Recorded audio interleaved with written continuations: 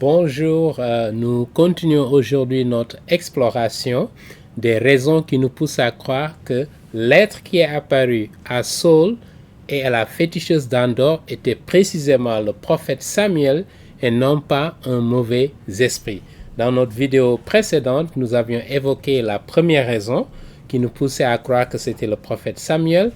Si vous n'avez pas visualisé cette vidéo, nous vous invitons à y retourner. Et si vous n'avez pas souscrit à notre chaîne YouTube, veuillez cliquer le bouton de souscription pour avoir accès à toutes ces informations. Donc aujourd'hui, nous voulons évoquer la deuxième raison qui nous pousse à croire que c'était bien le prophète Samuel et non pas un démon.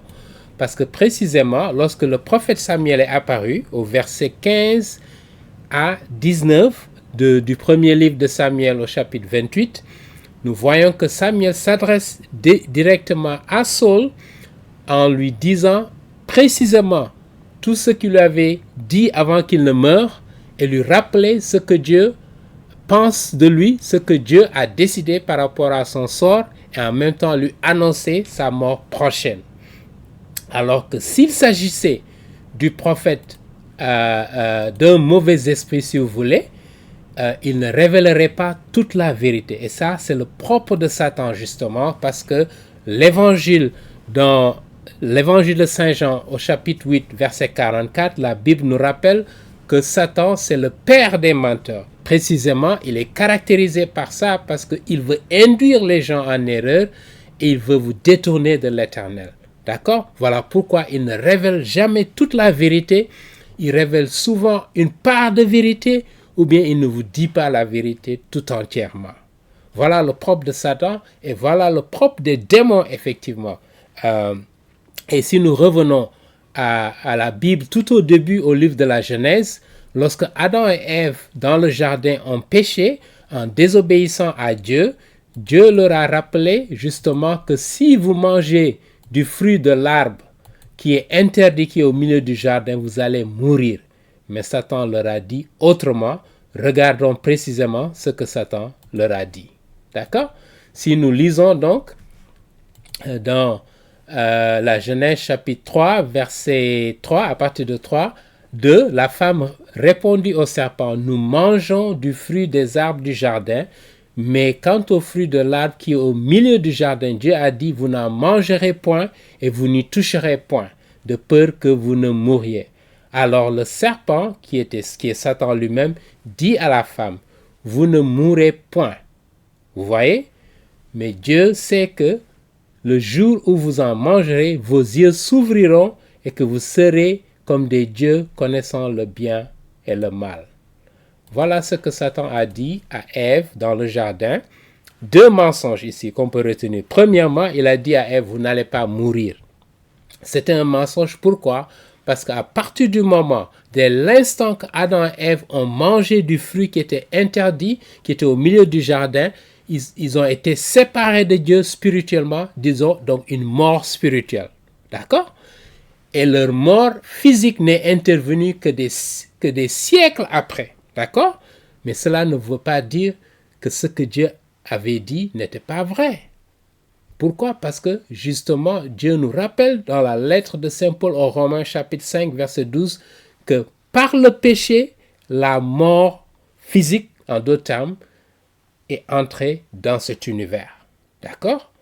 Et la mort, justement, c'est le salaire du péché, c'est la mort. La séparation de Dieu, d'avec Dieu. Et Satan lui a dit, non, tu ne mourras pas. Naturellement, physiquement, Adam et Ève ne sont pas morts sur le coup, mais spirituellement, ils étaient séparés de Dieu. Voilà ce que Dieu voulait dire. Et des années plus tard, ils vont mourir. D'accord? Et c'est le propre de l'humanité aujourd'hui, des êtres qui existent dans cet univers. Personne n'est là pour l'éternité sur cette terre. Nous allons tous mourir. C'est notre sort à cause du péché, justement. Donc, ça, c'est le propre de Satan.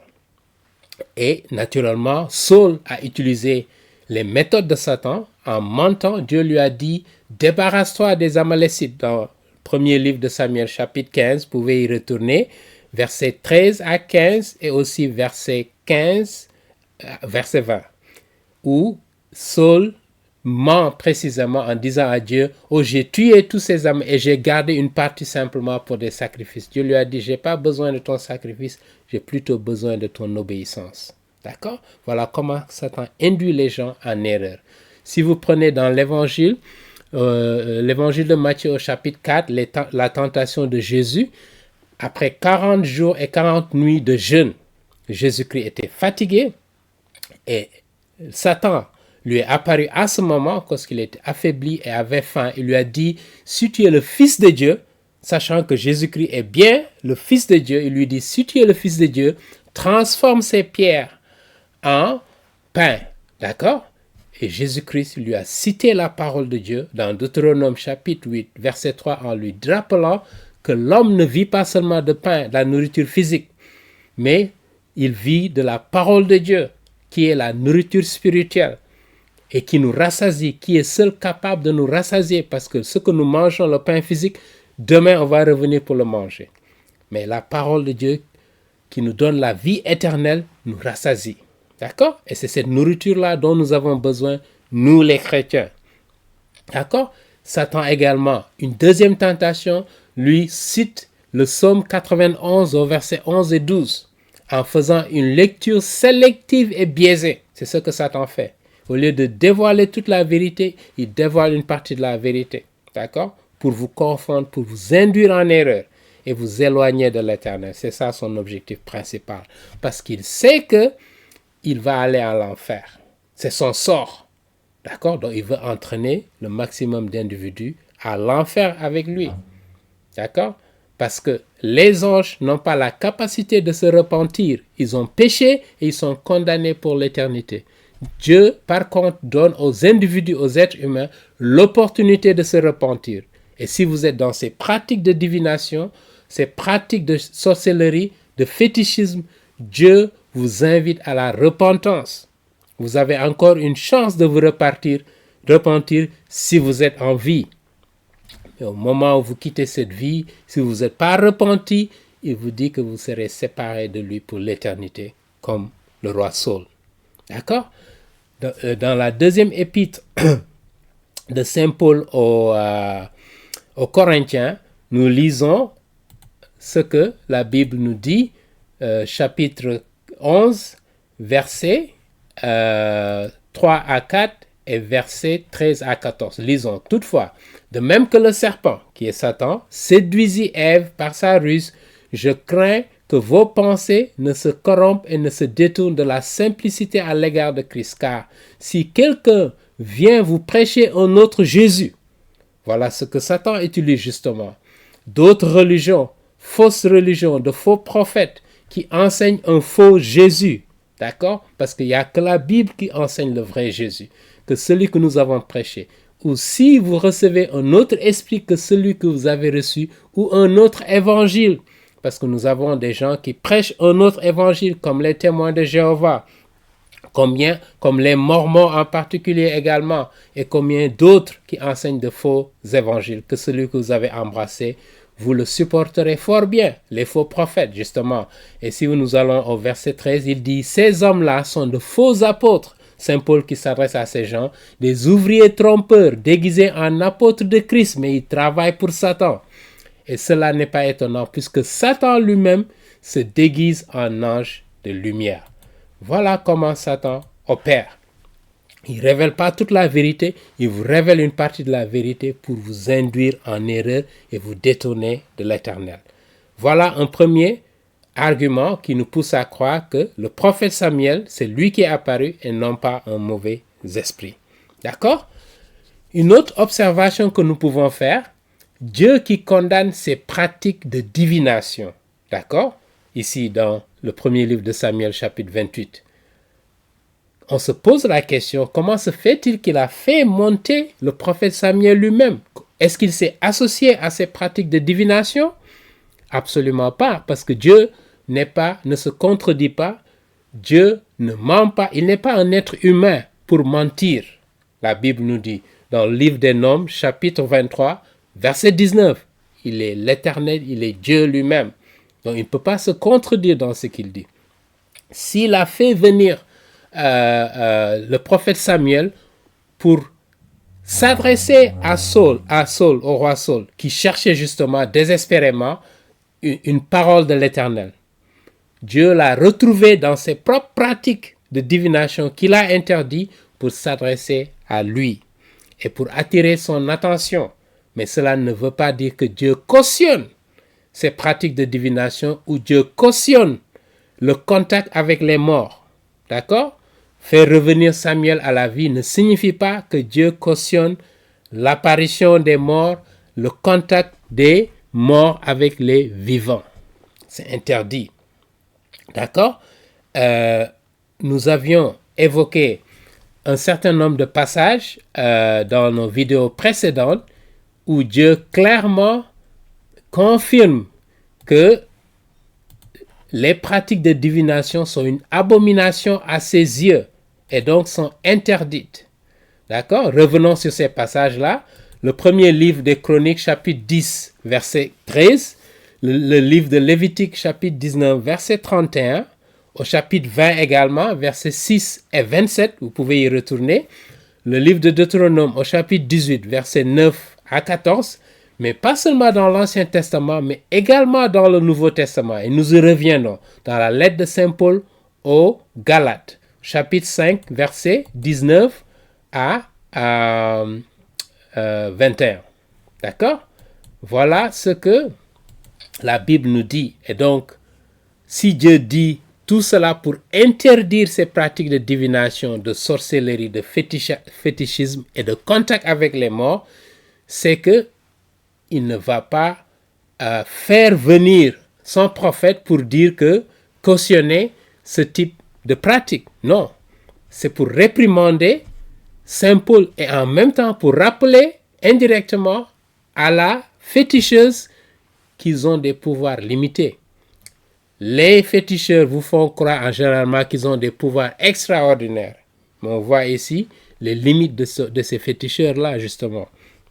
D'accord, ça c'est un premier élément. Et Dieu veut rappeler, à travers le message qu'il a laissé à Saul, que quiconque s'adonne à ces pratiques de divination, de contact avec les morts, sera séparé de l'Éternel pour l'éternité. Comme Saul a été séparé de l'Éternel. D'accord? Et donc, on ne peut pas non plus construire une théologie sur la base d'un seul passage. Surtout si ce passage-là contredit d'autres passages clairs de la Bible. Voilà comment nous pouvons envisager une exégèse correcte de la Bible.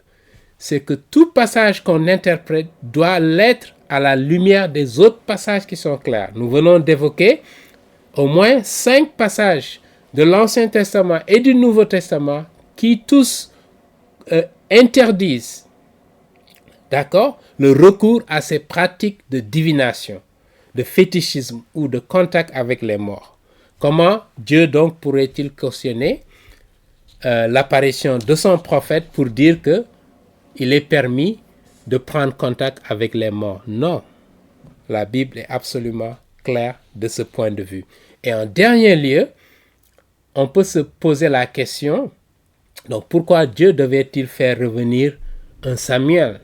Pourquoi il a accepté d'utiliser la méthode de Saul qui allait voir une féticheuse pour s'adresser à lui? Et je retourne la question pour dire pourquoi Dieu ne pourrait-il pas faire cela s'il a été capable de faire parler un âne, d'accord, pour attirer l'attention du prophète Balaam.